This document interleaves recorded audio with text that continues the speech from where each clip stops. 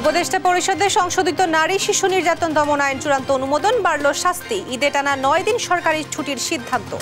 মুসলিম জনগোষ্ঠী যাতে নির্বিঘ্নে ঈদ পালন করতে পারেন সেই জন্য 3রা এপ্রিল এক্সট্রা নির্বাহী আদেশে ছুটি ঘোষণা করা হয়েছে। ভোট কেন্দ্রে স্থাপনে রাখা হবে না ডিসি-এসপিদের, সিদ্ধান্ত নেবেন কর্মকর্তারাই। গণবিজ্ঞপ্তির বিষয়ে হাইকোর্টের আদেশ পায়নি কমিশন। একটা স্বচ্ছ, নিরপেক্ষ, সুন্দর এবং নজিরবিহীন সুন্দর নির্বাচন করার জন্য যা যা করা প্রয়োজন সবকিছুই নির্বাচন কমিশন করবে, সেই মর্মে প্রতিজ্ঞাবদ্ধ। বর্তমান সংবিধানে দেশ স্বৈরতান্ত্রিক হতে বাধ্য, মন্তব্য আলী রিয়াজের। সংস্কার ও নির্বাচন পাশাপাশি এগিয়ে নেওয়ার পরামর্শ সুজন সম্পাদকের। ঐকমত্যের ভিত্তিতে সংস্কারের পক্ষে বিএনপি, কমিশনে মতামত জমা রোববার। দ্বিকক্ষ আইনসভা সহ নানা প্রস্তাব জামায়াতের। সুজানা ফাউন্ডেশনের নামে অর্থ আত্মসাতের অভিযোগে সাইমা ওয়াজেদ পুতুলের বিরুদ্ধে মামলা, জিএম কাদেরের বিরুদ্ধে অনুসন্ধান শুরু। ইস্তাম্বুলের মেয়রকে গ্রেফতারের প্রতিবাদে উত্তাল তুরস্ক, প্রেসিডেন্ট এরদোয়ানের বিরুদ্ধে প্রতিদ্বন্দ্বীকে দমন চেষ্টার অভিযোগ বিরোধীদের। এবং এশিয়ান কাপ বাছাইয়ের ম্যাচ সামনে রেখে 24 সদস্যের দল ঘোষণা বাফুফের। হামজাকে সঙ্গে নিয়ে ভারতে গেল জামাল ভুইয়ারা।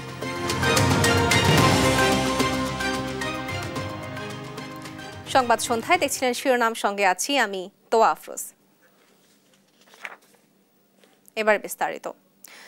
বিয়ের প্রলোভনে শারীরিক সম্পর্ক করার অভিযোগে মামলায় সর্বোচ্চ সাজা 7 বছর রেখে নারী ও শিশু নির্যাতন দমন আইনের খসড়া চূড়ান্ত অনুমোদন দিয়েছে উপদেষ্টা পরিষদ। বৃহস্পতিবার উপদেষ্টা পরিষদের বৈঠকে এটি পাশ হয়। এছাড়া 3 এপ্রিল সাধারণ ছুটি ঘোষণার সিদ্ধান্ত হয়। এতে টানা 9 দিন ছুটি পাচ্ছেন সরকারি চাকরিজীবীরা। পরে প্রেস ব্রিফিংয়ে এ তথ্য জানান প্রধান উপদেষ্টার প্রেস সচিব শফিকুল আলম। ফাহিম ইউসুফের রিপোর্ট। মাগুরায় শিশু ধর্ষণ সহ সম্প্রতি বেশ কিছু ধর্ষণের ঘটনায় দেশে আলোড়ন সৃষ্টি হয়। প্রতিবাদে বিক্ষোভে নামে সাধারণ মানুষ, নড়েচড়ে বসে সরকার। এ সময় আইন উপদেষ্টা জানিয়েছিলেন, ধর্ষণ সংক্রান্ত আইনের ধারায় পরিবর্তন আনা হচ্ছে। সে অনুযায়ী ধর্ষণ মামলার বিচার দ্রুত করার জন্য নারী ও শিশু নির্যাতন দমন আইন সংশোধন করা হচ্ছে। বৃহস্পতিবার উপদেষ্টা পরিষদের বৈঠকে নারী ও শিশু নির্যাতন দমন অধ্যাদেশ 2025-এর খসড়ার চূড়ান্ত অনুমোদন দেওয়া হয়েছে। প্রধান উপদেষ্টার প্রেস সচিব জানান, আইনে বলাৎকার ও বিয়ের প্রলোভন দেখিয়ে ধর্ষণের ব্যাপারে কিছুটা পরিবর্তন আনা হয়েছে। এ অপরাধটির অভিযোগে আলাদা করে মামলা হবে, যেটি সর্বোচ্চ শাস্তি 7 বছর করা হয়েছে। বিয়ের প্রলোভন দেখিয়ে যে রেপ কেসগুলো, সেই জায়গাটাও নতুন করে অনেকগুলো মেজার নেওয়া হয়েছে এবং সেক্ষেত্রে এইটাকে আগের ল থেকে একটু নতুন একটা সেকশন নিয়ে এসে সেই লটাকে সর্বোচ্চ শাস্তি 7 বছর করা হয়েছে। নতুন 2টা ডিএনএ ল্যাবও আমরা করতে যাচ্ছি। এ সময় তিনি জানান, বাংলাদেশিদের চিকিৎসার জন্য চীনের 4টি হাসপাতাল নির্দিষ্ট করে দেয়া হয়েছে। কুনমিংয়ের 4টা হসপিটালকে ওরা আমাদের জন্য ডেডিকেট করেছে। কিন্তু এর বাইরেও প্রফেসর ইউনূস চাচ্ছেন যে চাইনিজ জাতীয় হেলথ কোম্পানিগুলো তাদের হসপিটাল চেইনগুলো যাতে বাংলাদেশে এসে ইনভেস্ট করে। চৈত্র সংক্রান্তিতে 3টি পার্বত্য জেলায় সরকারি ছুটি থাকবে বলে সংবাদ সম্মেলনে জানানো হয়। আর দিল্লি নয়, বাংলাদেশিদের জন্য অস্ট্রেলিয়ার ভিসা প্রসেসিং এখন থেকে ঢাকায় হবে বলেও জানানো হয়। ফাহিম ইউসুফ, দেশ টিভি, ঢাকা। পটুয়াখালীতে সংঘবদ্ধ ধর্ষণের শিকার জুলাই আন্দোলনের শহীদের কলেজ পড়ুয়া মেয়েকে দেখতে গিয়েছেন জাতীয় নাগরিক পার্টির আহ্বায়ক নাহিদ ইসলাম।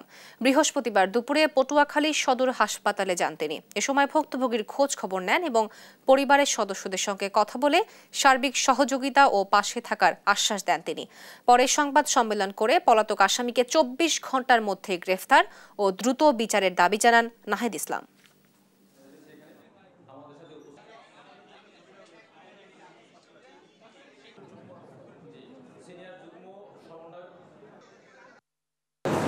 আতঙ্কের বিষয় দেখেন, এই ঘটনাটা শুধু শহীদ পরিবার হিসেবেই নয়, ধর্ষণের ঘটনা আসলে ঘটতেছে সারা দেশব্যাপী। আমরা এলাকায় আসেন ঘটনা দেখেছি।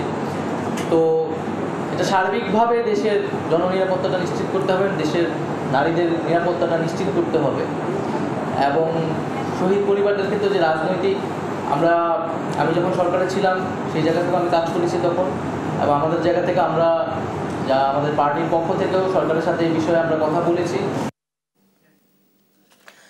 আসন্ন নির্বাচনের জন্য দেশি পর্যবেক্ষক সব সংস্থার নিবন্ধন বাতিল হবে কমিশনের সিদ্ধান্তে জানিয়েছে নির্বাচন কমিশনার আনোয়ারুল ইসলাম। আর ভোট কেন্দ্র স্থাপনে ডিসিএসপিদের কমিটি থাকবে না। নির্বাচন কর্মকর্তারা নিজেরাই এর সিদ্ধান্ত নেবেন। নির্বাচন কমিশনের বৈঠক শেষে এসব সিদ্ধান্ত জানানো হয়। শিউলি রায় রিপোর্ট। বৃহস্পতিবার নির্বাচন কমিশন ভবনে আসন্ন জাতীয় নির্বাচনে পর্যবেক্ষণ নীতিমালা, রাজনৈতিক দল নিবন্ধন ও সীমানা নির্ধারণের মতো 5টি বিষয় নিয়ে বৈঠকে বসে কমিশন। বৈঠক শেষে কমিশনার আনোয়ারুল ইসলাম সরকার জানান, দল নিবন্ধনে গণবিজ্ঞপ্তি বিষয়ে হাইকোর্টের রুলের আদেশ এখনো ইসিতে আসেনি। আদেশের কপি পেলে সেই অনুযায়ী পদক্ষেপ নেওয়া হবে, তবে ঈদের আগেই সিদ্ধান্ত জানানো হবে। যে এই বিষয়ে একটি রিট হয়েছে, এখনো আমাদের কাছে কোনো কাগজপত্র আদালত থেকে আসেনি। আর্জির কপি পেলে পরে আমরা বুঝতে পারবো, বা রুলের যে আদেশটা সেটা আসলে আমরা বুঝতে পারবো যে এই রিটের বিষয়বস্তুগুলো কি। তখন এটি দেখে হয়তো বা আমরা বাকি পদক্ষেপ নিব বা আপনাদের যে কোয়েরিটা সেটা বলতে পারবো। সামনের নির্বাচনে ভোট কেন্দ্র স্থাপনে ডিসিএসপিদের নিয়ে কমিটি থাকছে না। নির্বাচন কর্মকর্তারাই এই বিষয়ে সিদ্ধান্ত নেবেন। পদ পদবীর বিষয় না, বিষয়টা হলো একটা স্বচ্ছ, নিরপেক্ষ, সুন্দর এবং নজিরবিহীন সুন্দর নির্বাচন করার জন্য যা যা করা প্রয়োজন সব কিছুই নির্বাচন কমিশন করবে, সেই মর্মে প্রতিজ্ঞাবদ্ধ। 96টি স্থানীয় নির্বাচন পর্যবেক্ষণ সংস্থার নিবন্ধন বাতিল প্রসঙ্গে তিনি বলেন, ইসিতে সিদ্ধান্ত হলেই তা বাতিল করা হবে। যদি কমিশন মনে করে যে সবগুলো বাতিল হবে, বাতিল হবে।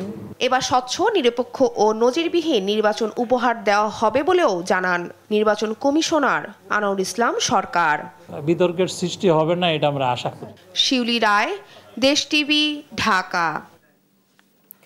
সংস্কারের মাধ্যমে রাষ্ট্র কাঠামোর পরিবর্তন জনগণেরই দাবি বলেছেন ঐক্যমত্য কমিশনের সহসভাপতি অধ্যাপক আলী রিয়াজ। বলেন, বর্তমান সংবিধানের প্রয়োগ হলে দেশ স্বৈরতান্ত্রিক হতে বাধ্য। রাজধানীর সিরদাপ মিলনায়তনে সুশাসনের জন্য নাগরিক সুজন আয়োজিত সেমিনারে এসব কথা বলেন তিনি। আর সুজন সম্পাদক বদিউল আলম মজুমদার বলেন, সংস্কার ও নির্বাচনের প্রস্তুতি একসঙ্গে এগিয়ে নিতে হবে। জানাতুল মোহনার প্রতিবেদন, জানাচ্ছেন আলী আকাশ। করার চেষ্টা করা হচ্ছে। সংস্কারের মাধ্যমে রাষ্ট্রকে গণতান্ত্রিক ব্যবস্থায় ফিরিয়ে আনতে 5 কমিশনের সুপারিশ নিয়ে রাজধানীর সিরডাপ মিলনায়তনে সুশাসনের জন্য নাগরিক সুজনের গোলটেবিল আয়োজন। রাষ্ট্র সংস্কারে রাজনৈতিক ঐকমত্য ও নাগরিক ভাবনা শীর্ষকে আয়োজনে নাগরিক প্রতিনিধিরা এসব সংস্কারে জনগণকে সম্পৃক্ত রাখার দাবি জানান। নির্বাচন সংস্কার কমিশনের প্রধান বদিউল আলম মজুমদার বলেন, সুষ্ঠু নির্বাচন ছাড়া গণতান্ত্রিক রাষ্ট্র গড়ে তোলা সম্ভব না। দরকার নির্বাচন কমিশনকে স্বাধীন ও শক্তিশালী করার। আমাদের রাজনৈতিক অঙ্গনকে পরিচ্ছন্ন করতে হবে, আমাদের টাকার খেলা বন্ধ করতে হবে। আমাদের নির্বাচন কমিশনের মূল দায়িত্ব হলো নির্বাচন করা, ওদেরই দায়িত্ব, কিন্তু তারা অতীতে সেই দায়িত্ব পালন করতে পারে না। তাই নির্বাচন কমিশনকে স্বাধীন করতে হবে। শুধু স্বাধীন করলে হবে না, তাদেরকে দায়বদ্ধ করতে হবে। সংবিধান সংস্কার কমিশনের সহসভাপতি অধ্যাপক আলী রিয়াজ বর্তমান সংবিধানে স্বৈরতান্ত্রিক উপাদান থাকার ব্যাখ্যা তুলে ধরে বলেন, পুরো কাঠামো পরিবর্তন ছাড়া সুষ্ঠু নির্বাচন ও গণতান্ত্রিক রাষ্ট্র ব্যবস্থা সম্ভব নয়। যদি একটি জবাবদিহিমূলক রাষ্ট্র ব্যবস্থা আমরা তৈরি করতে চাই, যদি আমরা মনে করি যে আসলে এমন একটা ব্যবস্থা যেটাকে আমরা গণতান্ত্রিক বলে দাবি করতে পারবো, এমন একটা ব্যবস্থা যেখানে নাগরিকের অধিকার সুরক্ষিত হবে এবং রাষ্ট্রের দায়িত্ব হবে যে নাগরিকের সমস্ত অধিকারকে রক্ষা করা, সেটা ভায়োলেট করা নয়, সেটা যদি আমরা নিশ্চিত করতে চাই তাহলে কাঠামোগত সংস্কারের আর কোনো বিকল্প নেই। সংবিধানের 70 অনুচ্ছেদে প্রধানমন্ত্রীর একচ্ছত্র ক্ষমতার কথা তুলে ধরে গত 16 বছরে ধ্বংস হওয়া সাংবিধানিক প্রতিষ্ঠানগুলোর সংস্কার করার কথাও বলেন অধ্যাপক আলী রিয়াজ। আলী আকাশ, দেশ টিভি, ঢাকা। রোববার ঐক্যমত্য কমিশনের সংস্কার নিয়ে দলীয় মতামত ও সুপারিশ তুলে ধরবে বিএনপি। দলটির স্থায়ী কমিটির সদস্য আমির খসরু মাহমুদ চৌধুরীর মতে, যেসব সংস্কার নিয়ে ঐক্যমত্য হবে সেগুলোর কাজ এগিয়ে যাবে, আর যেগুলোতে ঐক্যমত্য হবে না সেসব বিষয়ে চূড়ান্ত সিদ্ধান্ত নেবে নির্বাচিত সংসদ। বৃহস্পতিবার গুলশান কার্যালয়ে বিএনপি মহাসচিব মির্জা ফখরুল ইসলাম আলমগীরের সঙ্গে সাক্ষাৎ করেন ইউরোপীয় ইউনিয়নের রাষ্ট্রদূত মিশেল মিলার।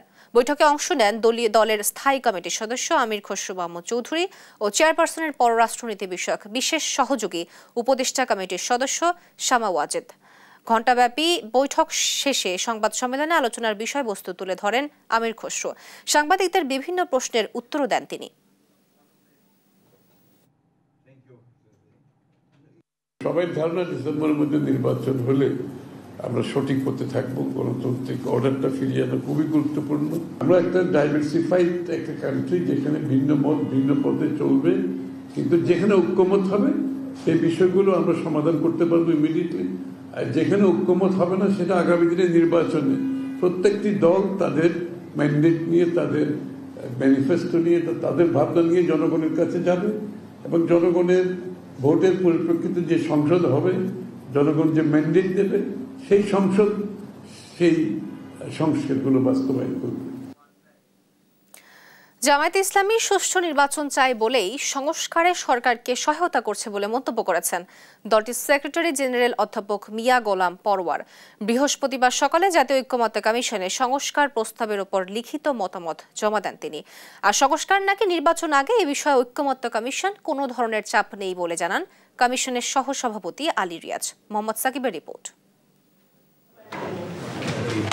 বৃহস্পতিবার সকালে জাতীয় ঐক্যমত্য কমিশনের সংসদ ভবনের কার্যালয়ে জামাতে ইসলামীর পক্ষ থেকে সংস্কার প্রস্তাবের উপর লিখিত মতামতের কপি জমা দেন দলটির সেক্রেটারি জেনারেল ও সাবেক এমপি অধ্যাপক মিয়া গোলাম পরওয়ারের নেতৃত্বে জামাতে ইসলামীর প্রতিনিধি দল। অবাধ সুষ্ঠু নির্বাচন অনুষ্ঠানে জামাত সরকারকে সহায়তা করতে চায় মন্তব্য করে মিয়া গোলাম পরওয়ার বলেন, 5টি সংস্কার কমিশন নিয়ে সুচিন্তিত মতামত দিয়েছে জামায়াত। 15 বছর একটা অবাধ নিরপেক্ষ নির্বাচনের জন্য যদি আমরা অপেক্ষা করতে পেরে থাকি, তো সেই নির্বাচন সুষ্ঠু নিরপেক্ষ করতে গিয়ে যদি মিনিমাম কিছু সংস্কার করার প্রয়োজন হয়, তার জন্য যৌক্তিক যে সময়টুকু দরকার জামাত ইসলামী সেই সময়টুকু দিতে প্রস্তুত। আমরা জামাত ইসলামের যে মতামত সেটা সুলিখিতভাবে দিয়েছি। একটা হচ্ছে সংবিধান, দ্বিতীয় হচ্ছে জনপ্রশাসন, তৃতীয় হচ্ছে বিচার বিভাগ, চতুর্থ নির্বাচন প্রক্রিয়া ইলেকটোরাল প্রসেস, আর একটা হচ্ছে দুর্নীতি দমন কমিশন। নিরপেক্ষ ও সংখ্যানুপাতিক পদ্ধতিতে নির্বাচন এবং দ্বিকক্ষ বিশিষ্ট আইনসভার প্রস্তাব রাখা হয়েছে বলেও জানান জামায়াতের জেনারেল সেক্রেটারি। আমরা আমাদের নির্বাচনের ব্যাপারে মেজর বড় কথা বলেছি যে এই নির্বাচনটা হতে হবে প্রপোর্শনাল রিপ্রেজেন্টেশন, পিআর পদ্ধতি, সংখ্যানুপাতিক পদ্ধতিতে, যেটা আধুনিক গণতান্ত্রিক বিশ্বের প্রায় 60টিরও বেশি সংখ্যক দেশে এটা কার্যকর আছে। সংস্কারের প্রশ্নে রাজনৈতিক দলগুলোর অংশগ্রহণ ও সহযোগিতার প্রশংসা করেন জাতীয় ঐক্যমত্য কমিশনের সহসভাপতি আলী রিয়াজ। সংস্কার নিয়ে কোনো ধরনের চাপে নেই কমিশন বলেও জানান কমিশনের সহসভাপতি। যে রাজনৈতিক দলগুলো এই সংস্কার প্রক্রিয়ায় অংশগ্রহণ করতে চান, তাদের দিক থেকে কোনোভাবেই কখনোই অসহযোগিতার তো প্রশ্নই ওঠে না। তারা সর্বাত্মক সহযোগিতা করছেন, অব্যাহত রেখেছেন। ফলে জাতীয় ঐক্যমত্য কমিশনের প্রধান হচ্ছেন প্রধান উপদেষ্টা অধ্যাপক মোহাম্মদ ইউনূস। সেক্ষেত্রে এরকম চাপের কোনো প্রশ্ন আমি দেখতে পাই না। সংস্কার বিষয়ে জাতীয় ঐক্যমত্য সৃষ্টির লক্ষ্যে রাজনৈতিক দলগুলোর সঙ্গে আলোচনা চলমান থাকবে জানিয়ে রিয়াজ বলেন, 2-1 দিনের মধ্যে বিএনপির সঙ্গে বৈঠক হবে। বিএনপি পক্ষ থেকে আমাদের জানানো হয়েছে যে আগামী 2-1 দিনের মধ্যেই তারা আমাদেরকে দেবেন। মোহাম্মদ সাকিব, দেশ টিভি, ঢাকা। সূচনা ফাউন্ডেশনের নামে অর্থ সংগ্রহ ও আত্মসাতের অভিযোগ সাবেক প্রধানমন্ত্রী শেখ হাসিনার কন্যা সাইমা ওয়াজেদ পুতুলের বিরুদ্ধে মামলা করেছে দুদক। আর অবৈধ সম্পদ অর্জন এবং সন্দেহজনক লেনদেনের অভিযোগে আলাদা মামলা হয়েছে সাবেক মন্ত্রী আমির হোসেন আমু ও তার মেয়ে সুমাইয়া ও শালিকা সৈয়দ হক মেরির বিরুদ্ধে। এছাড়া মনোনয়ন বাণিজ্য, দলীয় ফান্ড আত্মসাতের বিষয়ে জাতীয় পার্টির চেয়ারম্যান জিএম কাদেরের বিরুদ্ধে অনুসন্ধানে নেমেছে সংস্থাটি। ফজলে আদিত্যের রিপোর্ট। জাতীয় পার্টির চেয়ারম্যান গোলাম মোহাম্মদ কাদের 1996 সাল থেকে সংসদ সদস্য নির্বাচিত হয়েছেন তিনি। সর্বশেষ 2009 থেকে 2014 সাল পর্যন্ত বেসামরিক বিমান পরিবহন ও পর্যটন মন্ত্রণালয় এবং বাণিজ্য মন্ত্রণালয়ের মন্ত্রী ছিলেন জিএম কাদের। দায়িত্বে থাকাকালীন নানা অনিয়ম ও দুর্নীতির অভিযোগ ওঠে তার বিরুদ্ধে। দুদকে জমা হওয়া অভিযোগ বলছে 2018 সালে সংসদ নির্বাচনের পর নারী আসনে এমপি মনোনয়নে 18 কোটি টাকা নিয়েছেন জিএম কাদের। জাতীয় পার্টির কেন্দ্রীয় কমিটি 301 সদস্যের হওয়ার কথা থাকলেও বর্তমানে সদস্য আছেন 600 জনেরও বেশি। পদ বাণিজ্যের পাশাপাশি বিভিন্ন কমিটি গঠনে বিপুল পরিমাণ অর্থ লেনদেনের অভিযোগ রয়েছে তার বিরুদ্ধে। 2024 সালে জাতীয় সংসদ নির্বাচনে দাখিল করা হলফনামায় দেওয়া তথ্যেও রয়েছে গরমিল। এমন সব অভিযোগ আমলে নিয়ে তার বিরুদ্ধে অনুসন্ধানে নেমেছে দুর্নীতি দমন কমিশন। জনাব গোলাম মোহাম্মদ কাদের, চেয়ারম্যান জাতীয় পার্টি, দলীয় মনোনয়ন বাণিজ্য, পদ বাণিজ্য, বিদেশে অর্থ পাচার সহ জ্ঞাত আয়ের উৎস বহির্ভূত সম্পদ অর্জনের অভিযোগে তার বিরুদ্ধে অনুসন্ধানের সিদ্ধান্ত গৃহীত হয়েছে।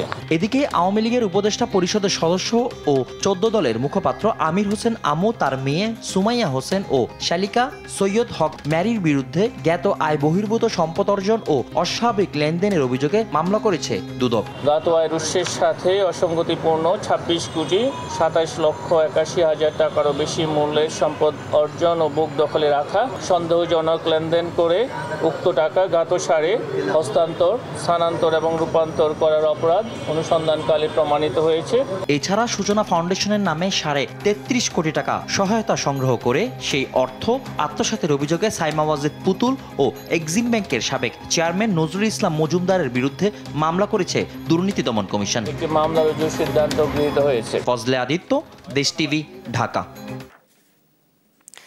11টার সময় বসুন্ধরা গ্রুপের পরিচালক সাব্বির হত্যা মামলার আসামি সাফিয়াত সোবহান সানভীরকে দায়মুক্তি দেওয়ার উদ্দেশ্যে 21 কোটি টাকা ঘুষ গ্রহণের অভিযোগে দুদকের মামলা থেকে খালাস পেলেন বিএনপির ভারপ্রাপ্ত চেয়ারম্যান তারেক রহমান, সাবেক স্বরাষ্ট্র প্রতিমন্ত্রী লুৎফুজ্জামান বাবর সহ 8 জন। বৃহস্পতিবার ঢাকার বিশেষ জজ 3 আদালতের বিচারক মোহাম্মদ আবু তাহের এ রায় ঘোষণা করেন। মামলার রায় ঘোষণার পর আইনজীবী বলেন, মামলাটি ছিল পুরো বানোয়াট, সাক্ষীরা কেউ 8 আসামির বিরুদ্ধে সাক্ষ্য দেয়নি। মামলা থেকে খালাস পাওয়ার মধ্য দিয়ে তারেক রহমানের দেশে ফেরায় আর কোনো বাধা থাকলো না বলেও জানান তিনি। তৎকালীন দুদকের কর্মকর্তাদের বিরুদ্ধে মামলা করে ক্ষতিপূরণের চাওয়া হবে বলেও জানান এই আইনজীবী।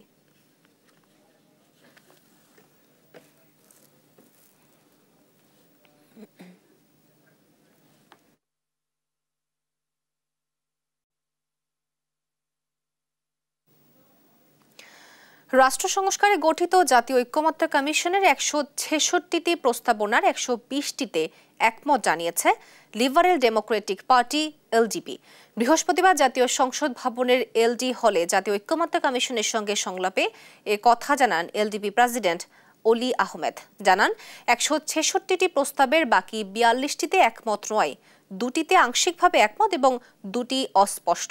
এদিকে সংলাপে বড় রাজনৈতিক দলগুলোর সাড়া পাওয়াকে ইতিবাচক হিসাবে দেখছেন ঐক্যমত্য কমিশনের সহ সভাপতি আলী রিয়াজ।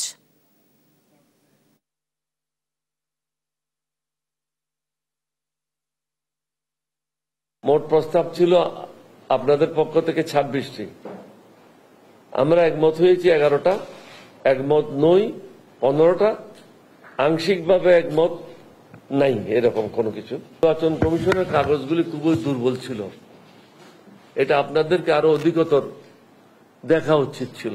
তাদের উচিত ছিল বিভিন্ন সময় রাজনৈতিক দলের সাথে সংলাপ হয়েছে, সংলাপের সব কাগজগুলি সংগ্রহ করা উচিত ছিল। সংগ্রহ করলেই ওখান থেকে একটা সামারি তৈরি করা, it would have been very easy. পাবনার ঈশ্বরদীতে যাত্রীবাহী বাসের সঙ্গে সিএনজি অটোরিকশার মুখোমুখি সংঘর্ষে শিশু সহ 4 জন নিহত হয়েছে, গুরুতর আহত হয়েছে আরও 3 জন। বিষয়টি নিশ্চিত করে ঈশ্বরদী থানার ভারপ্রাপ্ত কর্মকর্তা শহীদুল ইসলাম জানান, বৃহস্পতিবার বিকেল 5:30টার দিকে যাত্রীবাহী বাসটি ঈশ্বরদীর দিকে যাচ্ছিল। পথে অটোরিকশাকে চাপা দিলে ঘটনাস্থলেই 4 জন নিহত হয়। এছাড়া আরও 2 জন গুরুতর আহত হয়েছে। তাৎক্ষণিকভাবে হতাহতের নাম পরিচয় পাওয়া যায়নি।